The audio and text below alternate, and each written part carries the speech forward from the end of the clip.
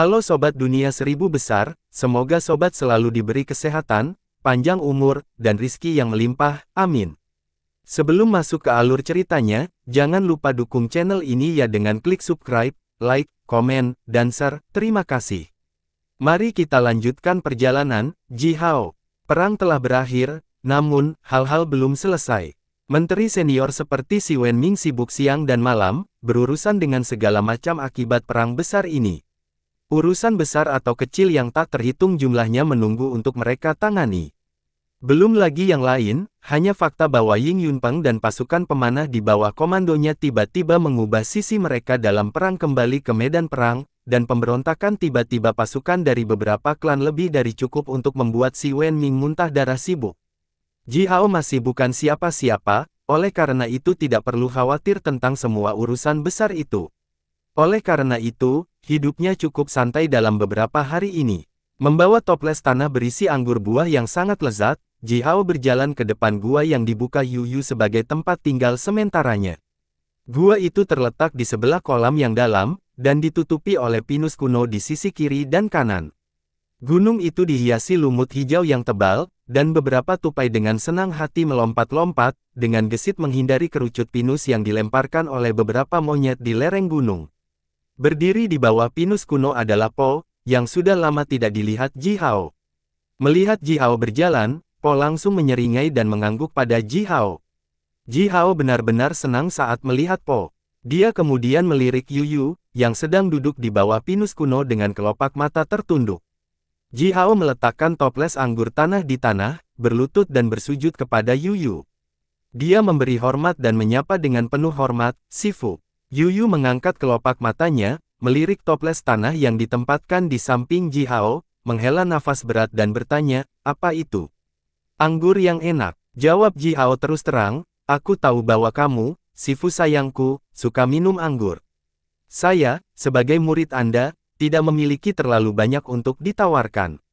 Toples anggur ini didapat dari Pangeran Kang. Ini adalah anggur buah terbaik yang dibuat oleh keluarga Gunung Lai. Bibir Yuyu bergerak-gerak, lalu lagi, dia menghela nafas berat, melambaikan tangannya dan berkata dengan hambar, kali ini, aku telah membunuh terlalu banyak makhluk hidup. Sebagai Sifu Anda, saya merasa sedikit gelisah untuk itu. Oleh karena itu, saya memutuskan untuk berhenti minum selama 3 hari, sebagai penebusan dosa saya.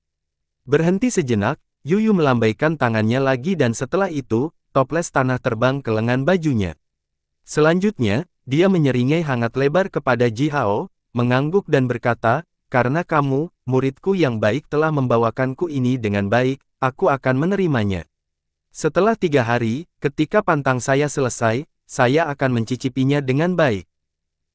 Anggur buah Lai Mountain Family. Mungkinkah? Penampilan Yuyu segera sedikit berubah. Dia kemudian buru-buru mengambil toples tanah dari lengan bajunya, mencabut stekernya dan menarik napas panjang dan dalam-dalam. Setelah itu, Yuyu menyipitkan matanya dan berkata dengan suara yang dalam, ini memang anggur ajaib, 100 bunga, 100 bumbu dan 100 buah. Sebagai keturunan Senong, mereka mewarisi kemampuan membuat anggur yang baik ini. Namun, bahannya saat ini tidak sebagus saat itu ketika Senong membuat anggur sendiri. Nah, bagaimanapun, kekuatan dan kemampuan umat manusia menyusut setiap generasi, jadi ini masuk akal. Jihao membuka mulutnya, namun, dia tidak tahu bagaimana menanggapi kata-kata Yuyu. Dia juga tidak tahu bagaimana perasaan Lai Mountain Kang setelah mendengar kata-kata Yuyu. Yuyu memasukkan kembali toples tanah ke dalam lengan bajunya, menyeringai dan berkata, Po, kamu sudah lama tidak melihat Jihao. Kamu kakak laki-lakinya. Anda harus menghabiskan lebih banyak waktu bersamanya. Kamu tidak bisa pelit untuk apa yang seharusnya kamu berikan kepada adik laki-lakimu. Jihao menyeringai dan berkata kepada Yuyu, saudara Po tidak pelit sama sekali. Armor yang dibuat oleh saudara Po saat itu telah menyelamatkan hidupku berkali-kali. Po, adik laki-lakimu masih ingat kebaikanmu. Yuyu mengangkat alisnya, melirik ke samping ke arah Po dan berkata saat suaranya berhenti. Setelah mereka bertiga mengobrol dan tertawa sebentar, Yuyu sedikit bertepuk tangan dan berkata perlahan, baiklah, mari kita menuju ke bisnis. Kali ini, saya melangkah ke dalam perang besar yang terjadi antara umat manusia dan klan Yu. Meskipun ada alasan bagus untuk itu, saya telah, kurang lebih, melanggar beberapa aturan yang tidak dapat saya nyatakan. Tapi, akibatnya, saya tidak bisa tinggal di sini lebih lama lagi. Jantung Ji Hao berdetak kencang, saat dia buru-buru bertanya, "Sifu, kamu kuat surgawi, bisakah ada orang di dunia ini benar-benar menyakitimu?" Yu Yu menghela nafas, tanpa daya merentangkan tangannya dan berkata, "Surgawi yang kuat, hehe, surgawi, kata yang bagus. Memang ada beberapa orang yang bisa menyakitiku, Sifumu." Yu Yu kemudian dengan cemberut mengangkat kepalanya, melirik ke langit dan melanjutkan dengan nada hambar, "Tapi, aku harus pergi tidak hanya karena kali ini kamu dan Po membunuh begitu banyak hewan dengan formasi pedangku, ada juga beberapa hal yang harus aku hadapi secara pribadi. Ini adalah sesuatu yang tak terhindarkan. Membunuh begitu banyak hewan." Ji Hao tercengang oleh kata-kata Yu Yu. Dia tidak bisa menahan diri untuk tidak menatap Yu Yu dengan ekspresi sangat terkejut. Apakah makhluk non-manusia itu sama dengan hewan sungguhan di mata Yu Yu? Dan menilai dari nada ceroboh, bahkan agak dingin dan kejam dari Yu Yu, dia tidak sengaja melecehkan makhluk non-manusia itu. Sebaliknya, di mata Yu Yu, makhluk non-manusia itu seperti sapi, kuda, atau serigala liar, mereka tidak lain adalah binatang. Yu Yu sepertinya mendeteksi keterkejutan di hati Ji Hao. Dia tersenyum, mengarahkan jarinya ke langit dan berkata, "Mereka bukan makhluk dunia ini, oleh karena itu, di mata saya, mereka sebenarnya lebih buruk dari binatang. Hewan-hewan sungguhan itu, seperti sapi dan kuda, jauh lebih menggemaskan daripada mereka. Bukan makhluk dunia ini." Ji Hao mengangkat kepalanya, melihat ke langit dan melemparkan pertanyaan tiba-tiba, "Sifu, di luar langit. Apa yang ada di sana?" "Di luar langit ini, adalah langit tak terbatas." Yu Yu memberikan jawaban yang tidak jelas, "Tapi belum lagi kamu, bahkan Po, Guiling, dan saudara-saudarimu yang lain, yang telah melalui tahun-tahun prasejarah bersamaku sebagai Sifu mereka, dan telah membangun beberapa kultivasi yang solid, di luar langit ini ada hal-hal yang bahkan mereka tidak mampu menjangkau." Po sedikit menghela nafas, dengan hormat membungkuk kepada Yu Yu dan berkata, "Sifu, kamu benar. Saya, sebagai murid Anda, masih lemah dan dangkal dalam apa yang telah saya pelajari. Maaf mengecewakanmu." Yu Yu melambaikan tangannya dan menjawab dengan hambar, "Tidak apa-apa, kamu hanya setengah langkah dari gawang. Kali ini, Anda telah membunuh banyak makhluk non-manusia ini, yang meskipun terlalu banyak membunuh, Anda memang telah memberikan beberapa kontribusi yang berjasa. Anda harus mengolah diri Anda dengan hati-hati, Anda akan menemukan peningkatan besar suatu hari nanti." Ji Hao tetap diam, dia hanya merasa bahwa apa yang dikatakan Yu Yu tak terduga. Dalam pertempuran Evil Dragon Bay, umat manusia baru saja akan menderita kerugian besar. Tapi formasi pedang tiba-tiba muncul dan mulai membunuh, membantai elit non-manusia yang tak terhitung jumlahnya. Po adalah orang yang mengendalikan formasi pedang itu, yang merupakan sesuatu yang baru saja diketahui Ji Hao. Namun, setelah mendengar kata-kata Yu Yu hari ini, Ji Hao sekarang bertanya-tanya tentang alasan lain yang mungkin juga menjadi bagian dari penyebab pembantaian besar-besaran ini. Ji Hao tidak mengatakan apa-apa, tetapi Yu Yu menatapnya dan tertawa terbahak-bahak, berkata, "Ji Hao, kamu juga mendapatkan banyak keuntungan kali ini." Yu Yu kemudian mengarahkan jarinya ke Ji Hao. Seketika, Ji Hao merasa tubuhnya tiba-tiba bergetar dan aliran rasa kekuatan yang hangat dan murni turun dari udara. Dia mengangkat kepalanya, dan secara mengejutkan menemukan bahwa bola kabut hitam dan kuning telah melayang di atas kepalanya. Bola kabut hitam dan kuning ini memiliki warna cerah, dan radiusnya sekitar 100 meter. Sebelumnya, Ji Hao tidak merasakan apa-apa tentang bola kabut ini, dan hanya melihat pemandangan ajaib ini tepat di atas kepalanya sendiri setelah Yu Yu menunjukkannya. Makhluk non-manusia itu adalah monster dari luar langit. Mereka menyusup dunia ini, menjara sumber daya dan kekayaan dunia ini. Tentu saja sifat dunia ini membenci mereka, kata Yu Yu dengan suara yang dalam, dengan formasi pedang yang saya pinjamkan kepada Anda telah membunuh makhluk non-manusia yang tak terhitung jumlahnya di Evil Dragon Bay. Tentu saja, dunia ini menerima kontribusi Anda yang sangat besar dan berjasa, dan telah memberikan hadiahnya. Dengan hadiah yang diberikan oleh alam ini sebagai fondasi, dasar-dasar Dao yang kami kejar, Anda, murid saya, akan dapat mencapainya sekarang. Saat berbicara, Yu Yu mengangkat tangannya, mengepalkan jari-jarinya ke arah bola kabut hitam dan kuning yang mengambang di kepala Ji Hao, lalu menggosok tangannya, mengubah bola kabut itu menjadi mutiara berbentuk bulat seukuran kepalan tangan. Dia kemudian dengan mudah melemparkannya ke antara alis Ji Hao. Setelah itu, Yu Yu mengarahkan jarinya ke ruang di antara alis Ji Hao. Segera, Ji Hao melihat cahaya indah menyembur keluar dari depan matanya. Sementara itu, sebuah kitab suci, yang tampaknya prasejarah, misterius dan gaib yang tak terkatakan, yang hanya memiliki ribuan kata namun setiap kata adalah permata, tiba-tiba terukir dalam-dalam di jiwa Ji Hao. Dalam kemegahan yang luar biasa itu, suara Yu Yu yang jernih dan bergema terdengar di kepala Ji Hai, membaca kitab suci ini berulang kali. Tulisan suci tidak memiliki judul. Bahasanya sederhana dan polos, tidak mengandung frasa dekoratif yang tidak perlu. Kitab suci yang singkat dan sederhana ini terus terang menyatakan pengetahuan umum, namun tak terduga, bagaimana memelihara jiwa, mengolah roh, menggabungkan kekuatan roh dengan alam dan akhirnya melampaui transmigrasi, mencapai keabadian. Terakhir kali, Yu Yu menyampaikan studi formasi sihir Yu Yu kepada Ji Hao. Studi tentang formasi sihir adalah metode, keterampilan, juga dapat dilihat sebagai cara untuk menggunakan kekuatan alam dan hukum alam. Mantra dan dengan 9 kata rahasia, yang telah dipelajari Ji Hao selama bertahun-tahun, dengan benar, juga merupakan metode, cara untuk berkomunikasi dengan alam dan mengembangkan potensi tubuh manusia, dan mencapai semua jenis kekuatan magis dengan menggunakan kekuatan alam. Studi Yu Yu tentang formasi sihir sangat luas dan mendalam, dan mencakup berbagai pengetahuan yang rumit dan tak terkatakan, seperti sistem astrologi, revolusi sidereal, dan sirkuit surgawi. Dibandingkan dengan studi formasi sihir Yu Yu, mantra dan dengan 9 kata rahasia, sangat detail dan teliti, seperti gambar tanah dan kota yang timbul pada satu benang rambut, mencapai tingkat detail dan keindahan yang ekstrim. Namun demikian, studi Yu Yu tentang formasi sihir dan mantra dan dengan 9 kata rahasia, hanyalah metode, keterampilan yang dapat digunakan untuk memanipulasi kekuatan alam dan mengarahkan misteri alam. Adapun kitab suci ini yang telah disampaikan Yu Yu kepada Ji Hao sekarang, yang merupakan kesederhanaan primitif namun dengan substansi yang padat, esensinya adalah Dao asli dunia ini. Tubuh Ji Hao gemetar dan darahnya telah melonjak dengan gila di dalam tubuhnya. Sementara dia bernapas dalam-dalam masuk dan keluar, hembusan angin yang panjang, tajam dan kuat naik di hutan.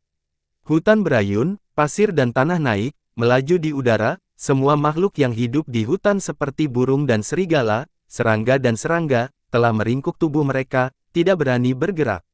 Po melambaikan tangan kanannya, setelah itu, bendera emas besar naik ke langit bersama dengan banyak teratai emas.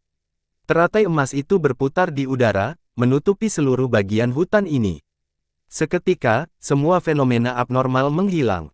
Melihat dari kejauhan, orang hanya bisa melihat pemandangan alam yang indah di daerah ini, tanpa mendeteksi sesuatu yang aneh sama sekali.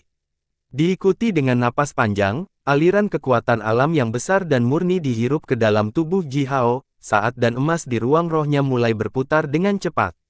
Bola kabut hitam dan kuning itu, yang dipadatkan dari hadiah yang diberikan oleh alam atas jasanya, telah bergabung dengan Golden Dawn. Secara bertahap, Golden Dawn memancarkan cahaya terang yang menyilaukan, menerangi setiap sudut ruang roh Ji Hao. Yu Yu duduk di depan Ji Hao, menjelaskan arti setiap kata dalam kitab suci kepada Ji Hao. Setiap kali dia membaca sepatah kata dalam kitab suci dengan lantang, aliran tipis kabut ungu akan turun dari udara, mendarat di tanah dan diam-diam meledak, berubah menjadi teratai, bergoyang di sepanjang angin. Tiba-tiba, Yu Yu melirik hutan, lalu tersenyum tipis dan melambaikan lengan bajunya yang panjang dan lebar.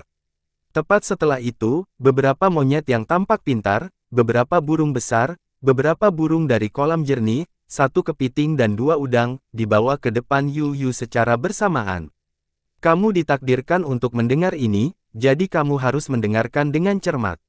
Adapun seberapa banyak yang bisa kamu pahami, itu hanya akan tergantung pada dirimu sendiri, kata Yu Yu dengan lembut sambil tersenyum melihat hewan-hewan ini, jika kamu dapat menumbuhkan sedikit jejak kekuatan Dao dalam dirimu, kamu akan diterima sebagai muridku yang terdaftar.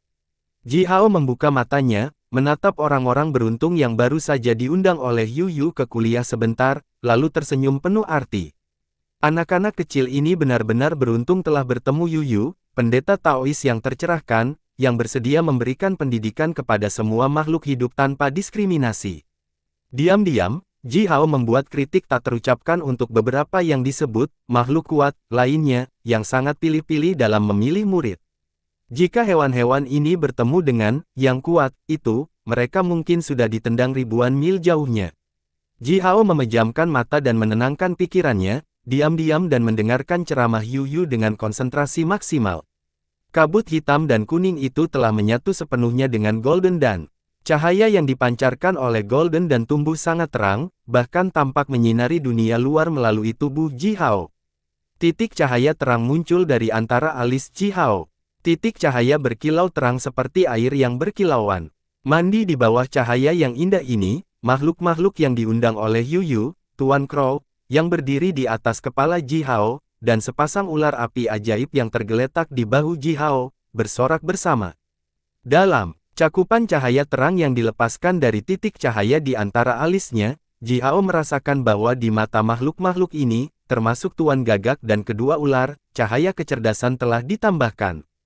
Sekarang, ketika makhluk-makhluk ini menoleh dan melihat sekeliling, raut wajah mereka sudah tidak jauh berbeda dengan orang biasa.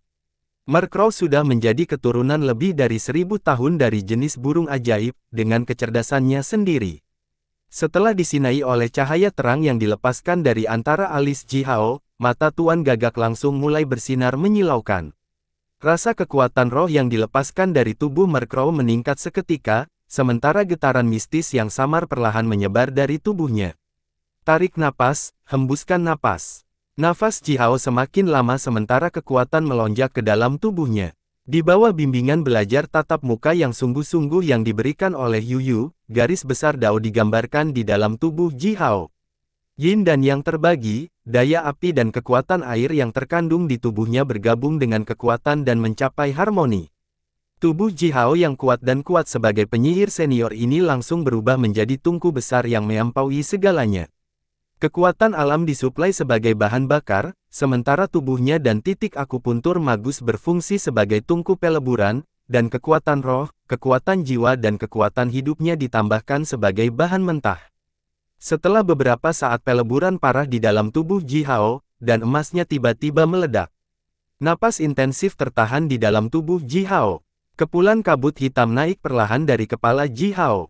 Yu Yu mengunci jarinya yang panjang dan ramping bersama-sama dan sedikit menepuk kepala Ji Hao. Seketika, aliran kekuatan yang jernih dan dingin, yang bahkan terasa sedikit manis, menyembur langsung ke tubuh Ji Hao, mengalir di sepanjang semua meridiannya selama 36 putaran, lalu akhirnya bergabung dengan pikiran Ji Hao. Golden dan terpecah, berubah menjadi cairan dan yang paling murni, menyatu menjadi satu dengan kabut hitam dan putih. Di ruang spiritual Ji Hao, siluet kecil berbentuk manusia yang terlihat samar-samar muncul. Siluet kecil itu bernapas dalam-dalam seperti yang dilakukan Ji Hao dengan tubuhnya, menghirup aliran cahaya jernih yang berubah dari kombinasi cairan dan kabut kuning hitam seluruhnya. Setelah itu, siluet kecil seukuran kepalan tangan ini tiba-tiba mulai tumbuh. Dalam sekejap mata, itu mencapai ukuran tubuh Ji Hao, dan menjadi lebih jelas dari sebelumnya.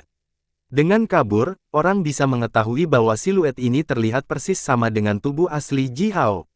Duo, Yu Yu berteriak dalam-dalam sambil menjentikkan jarinya ke dahi Ji Hao, di sela-sela alisnya, lalu berkata dengan suara lembut namun kuat, langit berwarna biru tua dan bumi berwarna kuning, aku akan memurnikan pahala yang diberikan kepadamu secara alami, jiwa semaksimal mungkin, menjadi kepositifan murni. Yang keluar. Ji Hao hanya merasa tubuhnya sangat ringan, seolah-olah semua belenggu dan beban sekarang telah dibuang. Dia merasakan kebahagiaan yang luar biasa tanpa kesedihan atau kecemasan. Saat dia melompat ke udara, roh primordialnya keluar dari keterbatasan tubuhnya dan terbang keluar, melayang di udara setinggi 3 kaki di atas kepalanya. Roh primordial keluar dari tubuh. Angin sepoi-sepoi bertiup, membawa Ji Hao gelombang kesejukan, mendinginkan seluruh tubuhnya. Sinar matahari mengalir turun, menambah kehangatan di dalam tubuhnya. Setelah roh primordial Ji Hao bergabung dengan hadiah hitam putih yang diberikan oleh alam, dia sudah dengan mudah melintasi gerbang yang biasanya paling sulit dan paling berbahaya bagi pembudidaya lainnya, hanya dengan satu langkah. Tanpa ditahan oleh tubuh, roh primordial Ji Hao sekarang diam-diam merasakan dunia ini. Dia merasakan bahwa seluruh dunia sekarang menjadi jauh lebih jelas dari sebelumnya. Dengan satu pemikiran sesaat, roh primordial Ji Hao segera mencapai 1000 mil jauhnya. Jika dia melakukan perjalanan melintasi jarak ini dengan tubuh dagingnya, tidak peduli seberapa cepat sayapnya yang berapi-api, 1000 mil akan memakan waktu cukup lama untuk menempuhnya. Namun, saat bepergian dalam bentuk roh primordial, melintasi jarak 1000 mil hanya membutuhkan satu pikiran.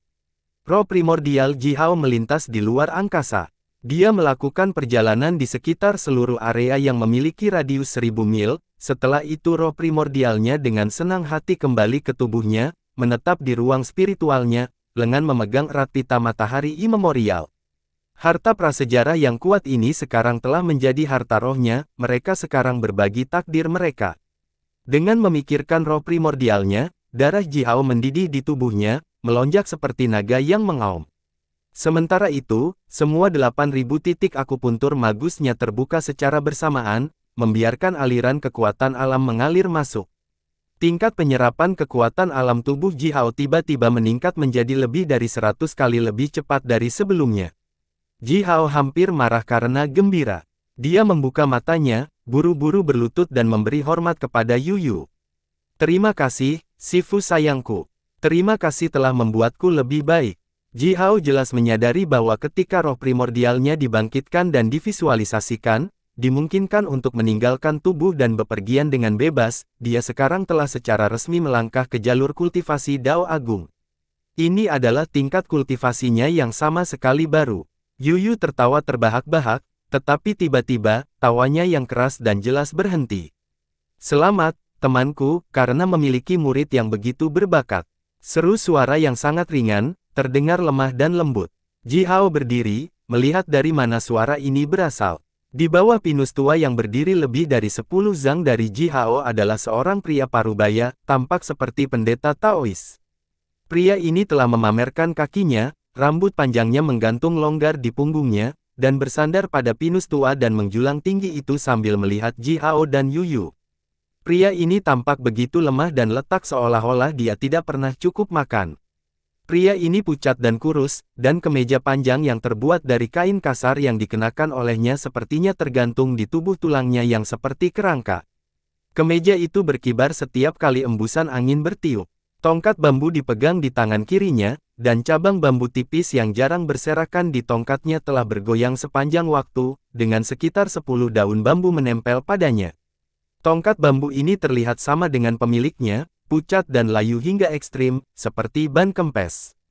Yuyu dengan dingin menatap pria parubaya ini tanpa mengatakan apa-apa, sementara pria ini memandang Ji Hao dan memuji dengan suara lembut, benar-benar murid yang berbakat, murid yang luar biasa. Dia bahkan belum berusia 100 tahun, namun dalam hal kultivasi dan kekuatan sekarang setara dengan mereka yang telah mengolah diri mereka sendiri dengan keras selama lebih dari 1000 tahun.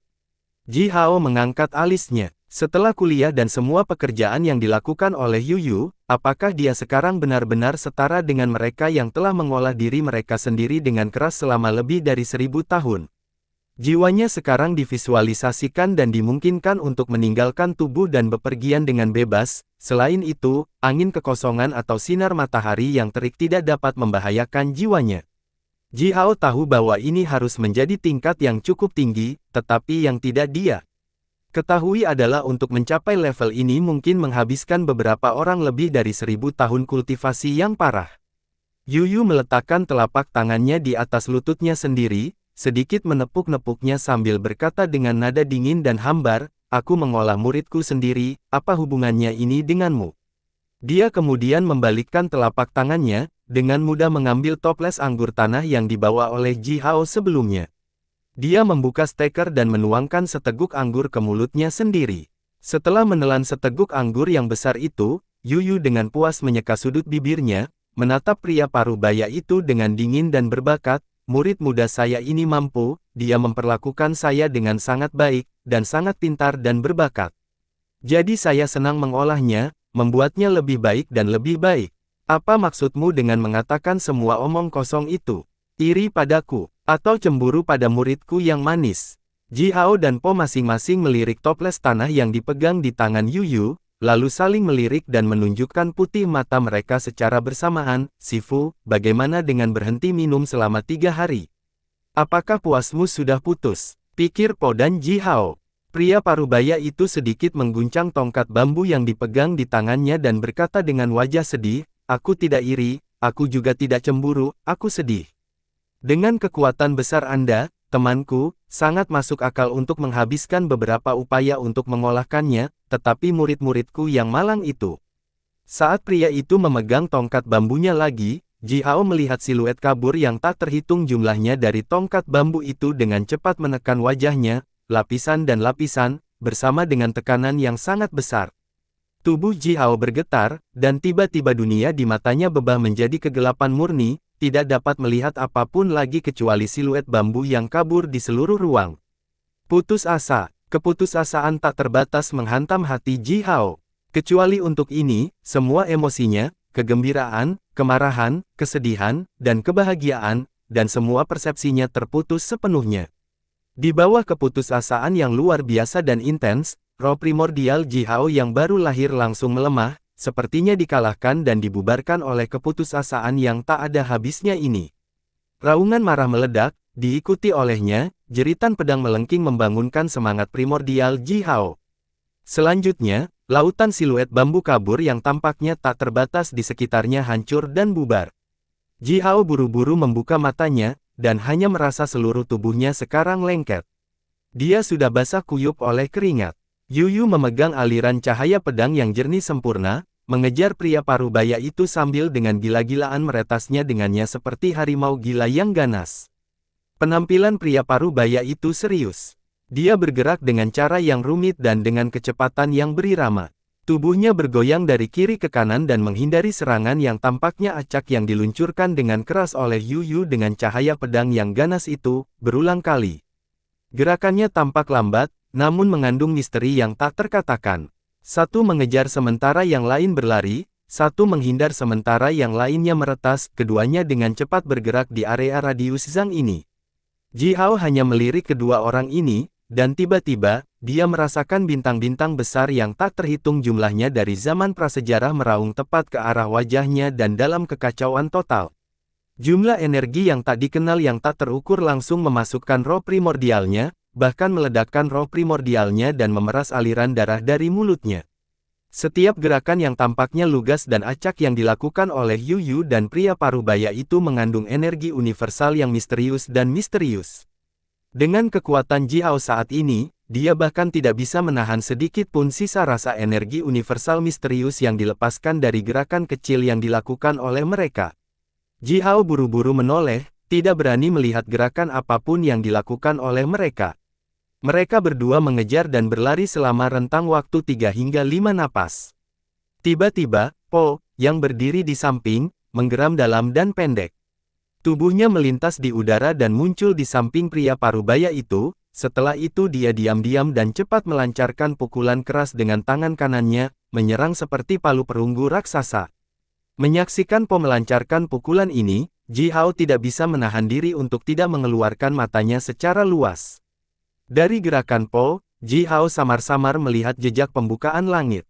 Namun, pukulan yang dibuat oleh Po ini tidak semisterius sky opening yang diajarkan oleh pria misterius itu. Sebaliknya, banyak persepsi dan inspirasi Po sendiri mengenai hukum alam ditambahkan ke gerakannya yang menghasilkan jenis misteri lain, membuat gerakannya berbeda dari pembukaan langit. Boom! Saat tinju Po berdesir di udara, pukulan keras yang diluncurkan oleh Po menghantam bahu pria parubaya itu. Ekspresi sedih pria itu akhirnya sedikit berubah. Jejak kemarahan tumbuh di wajahnya saat dia mengayunkan lengannya ke belakang, memukul ke arah Po. Po mendengus dingin, tidak menunjukkan tanda-tanda menghindar, sebaliknya, dia meluncurkan pukulan sederhana dan lugas lainnya tepat terhadap gerakan pria itu. Setelah ledakan keras dan teredam, pria parubaya itu tetap berdiri diam sementara Po sedikit gemetar, mundur 3 langkah berturut-turut. Ji Hao menjulurkan matanya lebih lebar karena terkejut. Apakah saudara Po sekuat ini? Pikir Ji Hao. Menghadapi serangan telapak tangan yang diluncurkan oleh pria itu, yang bisa melawan Yu Yu secara merata, Po hanya mundur 3 langkah. Puff! Setelah menderita pukulan dari Po dan meluncurkan gerakan telapak tangan kembali ke arahnya, gerakan halus pria itu akhirnya menunjukkan sedikit kekurangan. Pedang panjang Yu Yu berayun ke bawah dan selanjutnya, lengan kiri pria itu diiris. Robekan sepanjang 1 kaki muncul di lengan bajunya. Selain itu, cahaya pedang yang cerah menyapu pergelangan tangannya, meninggalkan tebasan sepanjang setengah inci.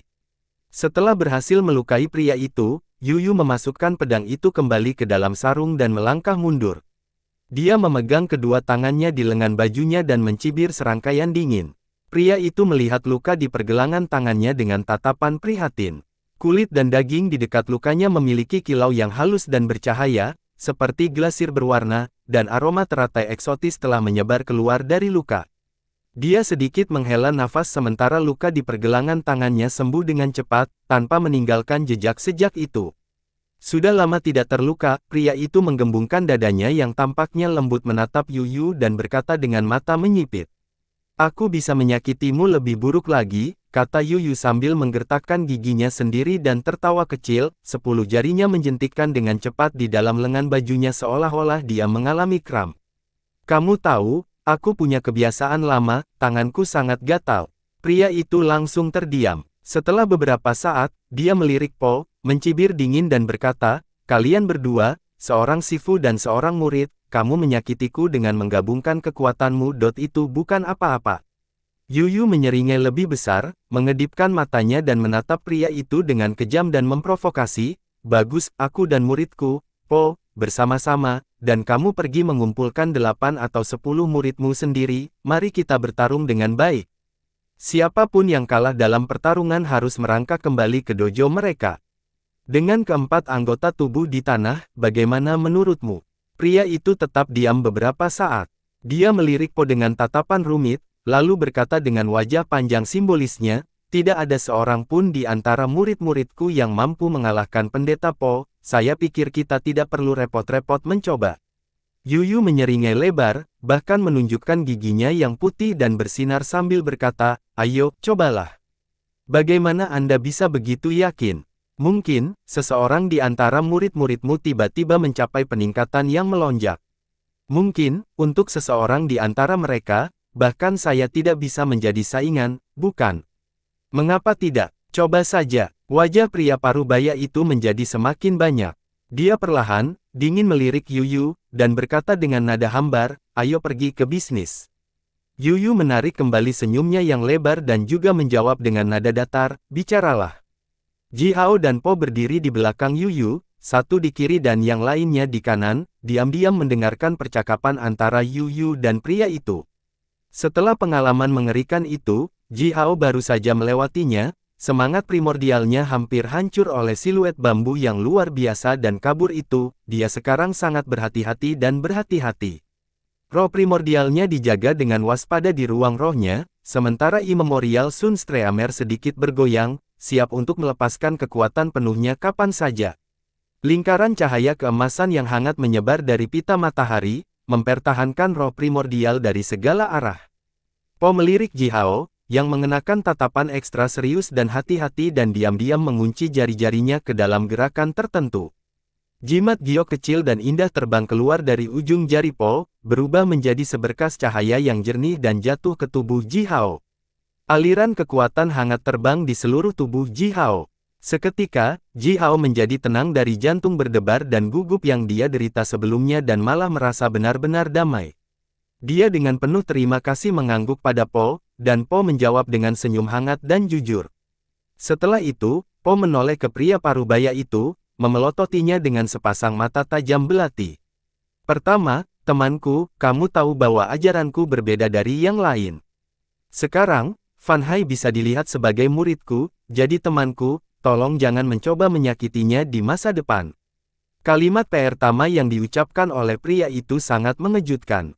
Ji Hao menatapnya dengan heran. Apakah Fan Hai benar-benar muridnya?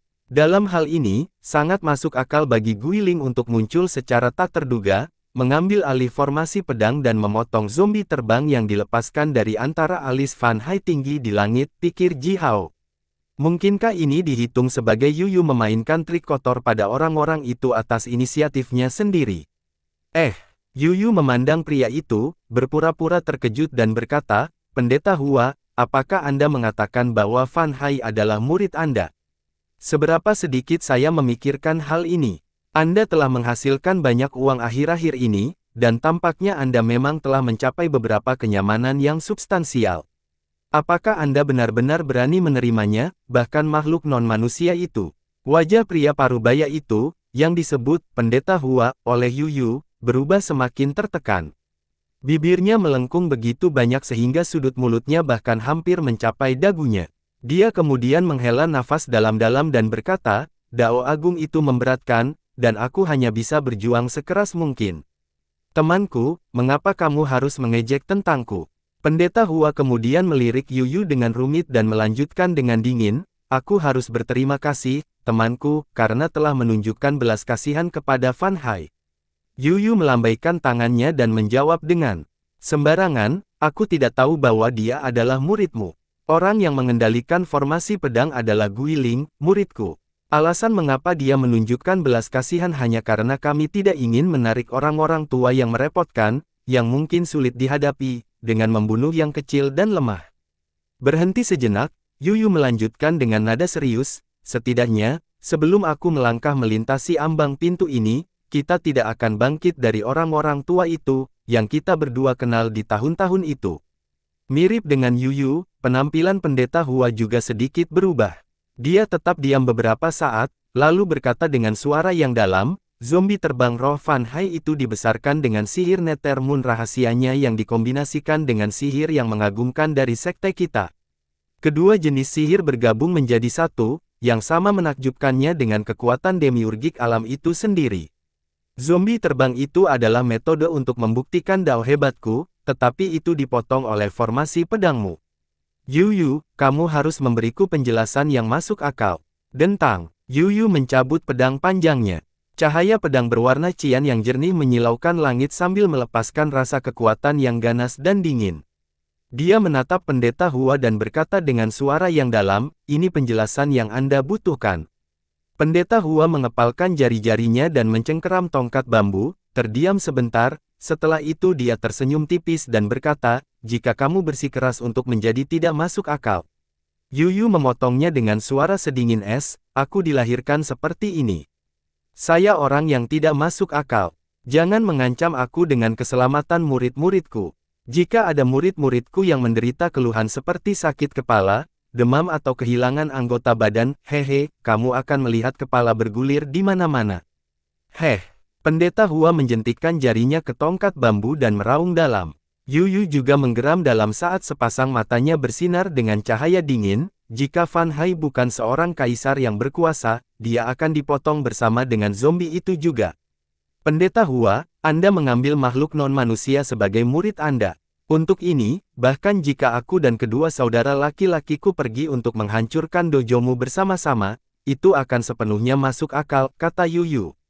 Pendeta Hua tidak memberikan tanggapan untuk beberapa saat, setelah itu dia berkata dengan dingin, dalam hal ini, apa yang terjadi kali ini harus diselesaikan. Jika kamu mengklaim bahwa menghancurkan zombie terbang Fan Hai masuk akal, maka kamu harus membawa Miao Yin kembali kepadaku. Yuyu tertawa terbahak-bahak dan dengan mudah mendorong pedang panjangnya kembali ke sarungnya. Dia kemudian mengangguk ke Ji Hao dan berkata, wanita yang kamu bakar sampai mati hari itu, keluarkan jenazahnya. Ji Hao berhenti sebentar. Beberapa hari yang lalu, ketika dia mengendalikan formasi pedang di Evil Dragon Bay, dua pria dan dua wanita tiba-tiba masuk ke formasi, melancarkan serangan mendadak ke Ji Hao dalam upaya untuk membunuhnya. Namun, salah satu dari mereka akhirnya ditangkap hidup-hidup oleh Ji Hao sementara yang lain terbakar mati. Wanita yang telah dibakar sampai mati itu sepertinya bernama Miao Yin. Diam-diam, Ji Hao mengeluarkan beberapa barang yang ditinggalkan oleh Miao Yin. Salah satunya adalah jam berbentuk segitiga itu. Begitu Ji Hao mengeluarkan jam kecil itu, jam itu mulai berdengung sedikit dan berjuang tanpa henti, sepertinya terbang ke pendeta Hua. Yang lainnya adalah pita kecil yang rusak dan gemilang. Pita ini rusak cukup parah oleh Immemorial Sun Streamer Ji Hao. Sekarang hanya bersinar redup, mengeluarkan aliran cahaya tipis dan samar, tampak lemah dan lelah. Pita ini sepertinya telah merasakan kehadiran Priest Hua juga, dan itu juga bermaksud untuk terbang ke arahnya, namun hanya bisa bergoyang sedikit dan lemah. Kecuali dua harta yang kuat ini, sisa-sisa Miao Yin sebagian besar adalah hal-hal kecil seperti jimat giok, pil, kristal ajaib, dan koin giok. Di antara hal-hal kecil dan sedikit demi sedikit ini, ada manik-manik berwarna putih seukuran ibu jari. Ji Hao menemukan manik-manik ini dari Abu Miao Yin setelah dia dibakar. Pendeta Hua segera mengulurkan tangannya ketika dia melihat semua hal ini. Namun, tangan Yuyu juga terulur. Telapak tangan mereka bertepuk tangan satu sama lain dengan keras. Sementara itu, Yuyu menjentikkan jarinya dengan keras pada jam perunggu kecil. Tepat setelah dia melakukan itu, jam yang berdengung tanpa henti ini menjadi tenang, dengan damai berbaring di lengan Ji Hao. Hanya ini yang bisa kami berikan kembali. Yuyu kembali menjentikkan jarinya ke arah benda-benda yang dipegang di pelukan Ji Hao. Seiring dengan gerakannya, manik-manik itu terbang sambil berputar dengan cepat, jatuh ke tangan Priest Hua. Dengan tatapan sedih itu, pendeta Hua melirik jam perunggu kecil yang dipegang di tangan Ji Hao, menghela nafas sedikit dan berkata, "Itu harta karun milik sekte kita." Yuyu menyilangkan tangannya di depan dadanya dan menjawab perlahan, "Yah, murid-muridmu tidak cukup baik, jadi dijarah. Sekarang itu adalah harta karun milik sekte kita." Sekali lagi, pendeta Hua menghela nafas sedikit, memalingkan pandangannya dan mengeluarkan mangkuk ungu emas dari lengan bajunya. Di dalam mangkuk ungu keemasan, gelombang air yang berkilauan terlihat samar-samar. Meskipun itu hanya mangkuk seukuran kepala manusia, itu memberi orang ilusi sebagai hamparan air yang tertutup kabut yang luas dan tak terbatas. Air yang terkandung di dalam mangkuk tampak seperti glasir berwarna dengan bayangan fantasmagoris, berubah sepanjang waktu. Di permukaan air yang terkandung di dalam mangkuk, beberapa tandan daun teratai yang segar dan lembut memegang dua kuncup teratai seukuran ibu jari, yang cukup indah dan menggemaskan.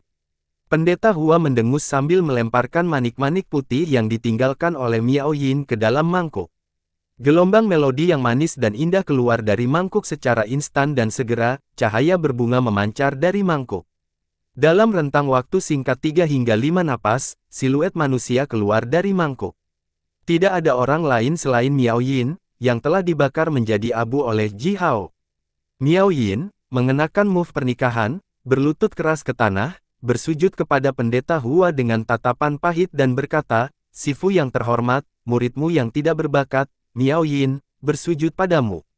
Terima kasih, Sifu yang agung, karena telah menyelamatkan hidupku dan menyelamatkanku dari penderitaan reinkarnasi." Ji Hao menjulurkan matanya dengan heran, dan tidak bisa menahan diri untuk tidak berseru, apakah dia hidup kembali. Pendeta Hua mengeluarkan sedikit senyum dari wajahnya dan berkata kepada Ji Hao dengan sedikit sombong, "Kekuatan sekte kita tidak terbatas, ini tidak lain adalah kasus kecil." Yuyu hendak mengatakan sesuatu, tetapi Ji Hao tiba-tiba tertawa terbahak-bahak dan berkata, "Jadi itu manik-manik itu. Apakah sisa jiwa Miao Yin bersembunyi di manik-manik itu?" Sihir kebangkitan rahasia ini tidak terlalu sulit untuk dihadapi. Di masa depan, ketika kami membunuh murid-muridmu lagi, kami hanya perlu membinasakan sisa-sisa jiwa mereka dengan mantra sihir. Dengan demikian, mereka pasti akan mati untuk selamanya. Suatu kali Ji Hao berkata bahwa, Yuyu bertepuk tangan dan tertawa terbahak-bahak, sementara penampilan pendeta Hua dan Miao Yin berubah seketika. Keduanya berbalik, memelototi Ji Hao. Miao Yin menatap Ji Hao dengan tajam dan kejam, seperti serigala liar. Pendeta Hua adalah makhluk yang sangat kuat, penampilannya hanya berubah sedikit lalu segera berubah menjadi normal, wajahnya yang simbolis tidak bernyawa dan tak bernyawa. Dia menghela nafas pendek, sedikit memegang tongkat bambu yang dipegang di tangannya dan berkata dengan hambar, "Sihir sekte kita kuat, misterius dan okultisme, bagaimana mungkin mantra sederhana mungkin menghancurkan sihir kita?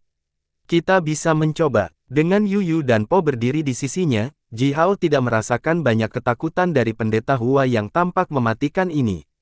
Terutama fakta bahwa Pendeta Hua mengabaikan posisinya sendiri dan melancarkan serangan fatal terhadap Ji Hao barusan telah membangkitkan api kemarahan yang membara di hati Ji Hao. Oleh karena itu, dia menyeringai sederhana, jujur dan terus terang, yang seharusnya ditunjukkan oleh seorang remaja laki-laki. Dengan senyum di wajahnya yang segar dan sehangat angin musim semi, dia berkata, "Dear Priest, mengapa kita tidak mencobanya? Biarkan apa tua ini, Miao Yin berdiri di sini, dan saya akan mengundang sekitar 100 tetua paling kuat dari Istana Majus, yang menguasai mantra sihir, untuk mengutuknya bersama. Maka kita bisa jika dia bisa hidup atau mati." Sudut mulut Priest Hua bergerak-gerak. 100 tetua Istana Magi super kuat yang dikuasai dalam mantra sihir. Apakah ini lelucon? Wajah Miao Yin membiru karena kemarahan. Sepasang alis lurusnya bahkan hampir berdiri di dahinya secara vertikal saat dia memelototi Ji Hao. Namun, dia tidak berani menyela ketika Pendeta Hua dan Yu Yu sedang berbicara, dan hanya bisa menggertakkan giginya dengan erat, tanpa henti mengutuk Ji Hao di kepalanya. Ji Hao bertaruh bahwa dia tidak berani menerima tantangan dikutuk oleh 100 tetua Istana Majus bersama-sama, memang, dia tidak berani dan karena itu tidak marah karena ini. Namun demikian, ketika Ji Hao memanggilnya, "Apa tua?" Miao Yin mengukir Ji Hao bersama dengan kebencian yang mendalam tulang di benaknya. "Apa itu, apa tua?" Di klan Gurun Selatan, para wanita tua yang tertua dan paling jelek dan hampir berdiri di kuburan mereka disebut, "Apa tua," oleh anggota klan mereka. Tua, satu kata sederhana ini lebih dari cukup bagi Miao Yin untuk membenci Ji Hao selama sisa hidupnya. Pendeta Hua menghela nafas sedikit, dan berkata dengan suara yang dalam, "Berikan Miao Lian kembali kepada kami, maka kami dapat mengakhiri ini. Bagaimana menurutmu?" Yu Yu mencibir. Dia memandang Pendeta Hua dan berkata dengan nada hambar dan dingin, "Kamu mengatakannya dengan cukup mudah. Miao Lian, Miao Yin, Kukuan dan King Mei, mereka berempat masuk ke formasi pedang saya, untuk apa? Apa yang mereka coba lakukan pada muridku?" Pendeta Hua menurunkan kelopak matanya, menjawab dengan hambar, "Apa yang bisa mereka lakukan? Apakah mereka bahkan berani merebut bagian yang representatif dari harta karunmu, temanku? Murid-murid saya tidak memiliki niat jahat dan hanya penasaran. Mereka tidak menginginkan apa-apa selain menyaksikan kemampuan hebat yang dimiliki oleh murid muda berbakat ini di bawah bimbinganmu." Sebelum Yu Yu mengatakan apa-apa, Pendeta Hua buru-buru melanjutkan, "Itu tidak lain adalah permainan kecil di antara murid-murid kita, yang semuanya anak-anak, bukan masalah besar itu. Miao Lian terluka parah dan telah menyegel roh primordialnya sendiri. Jika saya tidak membantunya sesegera mungkin, efek buruk mungkin terjadi pada kultivasinya di masa depan. Temanku, kamu tidak akan suka melihat Miao Lian menjadi orang yang, bukan?" Yu Yu tidak memberikan tanggapan tetapi terus mencibir.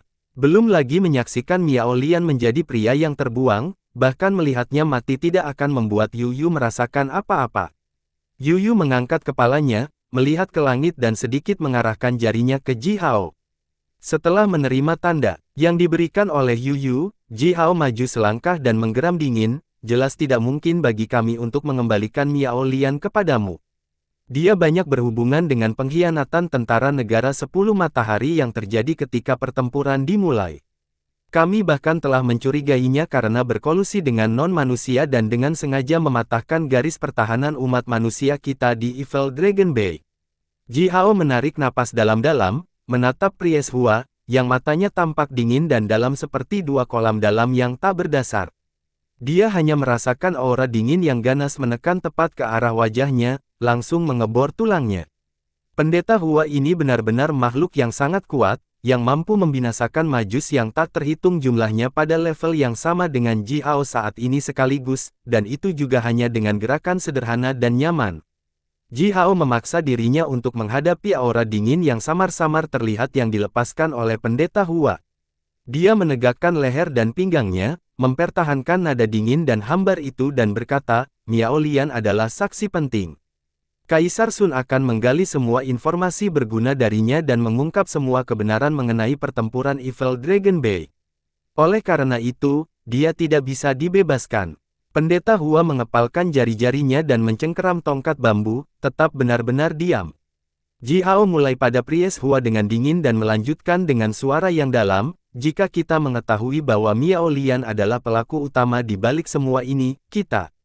Pres Hua tiba-tiba menggeram dan berkata dengan suara yang dalam, jika kamu mengetahuinya, apa yang akan terjadi? Yu, temanku, bisakah ini diputuskan oleh seorang anak? Yu menggosok tangannya sendiri, dan kilauan api samar menyembur keluar dari antara jari-jarinya. Dia menyeringai menatap pendeta Hua dan berkata dengan nada lembut dan lembut, setiap murid saya benar-benar berharga, jadi masing-masing dari mereka kurang lebih dapat membuat beberapa keputusan untuk saya. Tidak seperti murid-murid seseorang, anak-anak malang itu telah bekerja keras seperti binatang beban. Jika mereka mati di pinggir jalan, sifu mereka hanya akan mengubur mereka di pinggir jalan. Anak-anak yang malang. Diikuti dengan suara embus, puluhan cabang baru tumbuh dari tongkat bambu yang dipegang di tangan pendeta Hua. Namun, cabang-cabang baru itu segera layu setelah tumbuh, berubah menjadi kepulan abu, menghilang di udara. Pendeta Hua memandang Yu dengan jahat dan berkata, katakan saja, apa yang kamu inginkan agar kamu bisa melepaskan Miao Lian.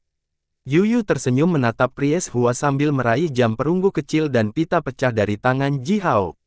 Selanjutnya, dia melemparkan pita yang rusak itu kembali ke Miao Yin, menyeringai dan berkata sambil mengguncang jam perunggu berbentuk segitiga yang indah itu, muridku ini telah memberikan kontribusi yang solid kali ini.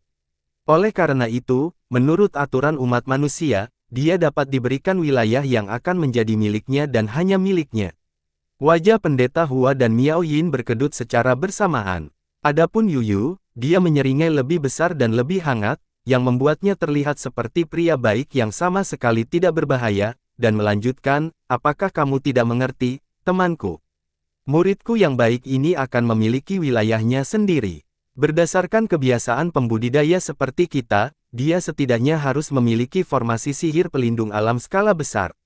Ji Hao dan Po langsung tertawa. Untuk formasi sihir pelindung alam skala besar, semua pekerjaan persiapan dan proses konstruksi cukup mudah. Bagian tersulit dari menyiapkan formasi pelindung alam skala besar adalah menemukan harta sihir yang cocok untuk menstabilkan inti formasi dan mendamaikan kekuatan alam. Harta karun penstabil inti ini adalah bagian terpenting dari formasi yang melindungi alam. Semakin kuat harta karun ini, semakin besar kekuatan dan pertahanan yang lebih kuat yang bisa dimiliki formasi ini.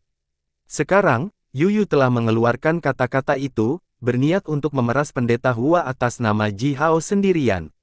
Jika Pries Hua menolak untuk menelan umpan ini, itu akan baik-baik saja baginya, tetapi jika dia jatuh ke dalam trik itu, dia tidak akan pernah bisa mengatasinya tanpa memberikan harta yang kuat kepada Yu.